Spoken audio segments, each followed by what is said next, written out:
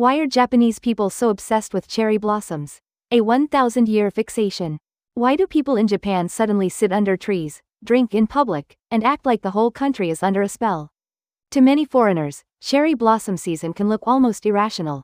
Offices hold parties, families rush to parks, friends reserve picnic spots hours in advance.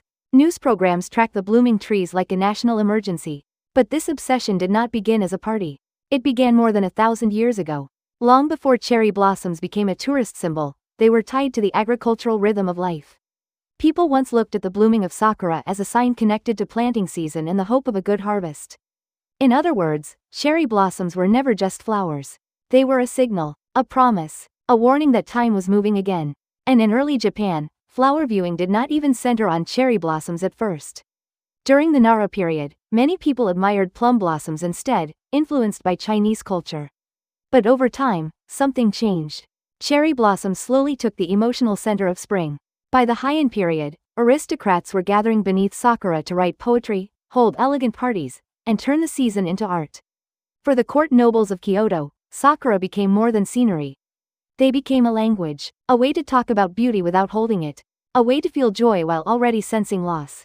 That feeling would become one of the deepest emotional patterns in Japanese culture. Because cherry blossoms do something unusual. They arrive beautifully, they overwhelm the landscape, and then they vanish almost immediately. That short life is the point. Full bloom often lasts only around a week, and even the wider season is brief.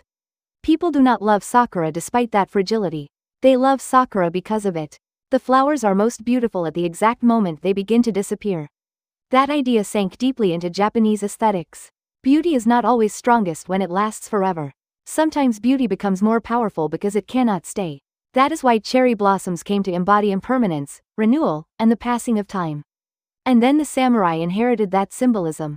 In later centuries, especially in warrior culture, cherry blossoms took on a darker emotional meaning. A samurai life was supposed to be disciplined, loyal, and always aware that it could end suddenly. So the image of a blossom falling at its peak became emotionally powerful. Not old, not withered, not slowly fading away, but beautiful, complete, and gone. That is one reason sakura became tied to the warrior imagination. Not because samurai literally spent all day staring at cherry trees, but because the flower expressed a worldview they understood. Dignity under pressure, calm before loss, the beauty of a life that does not last. Then history changed again. Japan modernized. The samurai class disappeared. Cities expanded. Office culture grew. School calendars and business calendars came to begin in spring. And once again, cherry blossoms found a new role. They became the backdrop to beginnings. Entrance ceremonies, graduations, first jobs, transfers, goodbyes, reunions. In modern Japan, sakura are not only about death or impermanence. They are also about transition. That is why the season feels so emotional even now. It is not just that the trees are pretty. It is that millions of people are starting something, ending something, or remembering something at the same time. And that emotional pressure needs somewhere to go. So people gather, they eat, they drink, they laugh loudly beneath falling petals. Hanami may look like a picnic, but underneath it, it is almost a ritual. A way of saying, this moment is here now, and it will not stay. Even the national obsession with the cherry blossom forecast makes more sense when you see it that way. If the flowers lasted 3 months, nobody would panic. If they bloomed anytime, people would not rearrange their schedules. But sakura demand attention because they are brief. You miss them, and the year feels different. That urgency creates the obsession. And maybe that is the real answer.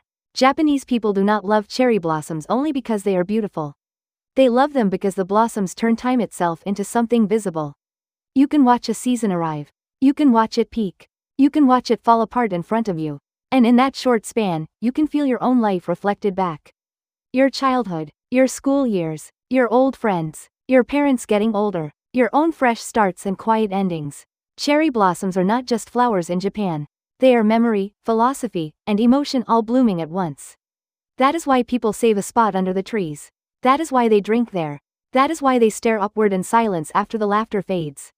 Because sakura lasts such a short time, they remind people that life itself does too. And maybe that is exactly why Japan has never stopped being obsessed with them. If you enjoyed this video, give it a like and subscribe for more Japan facts every day. 555.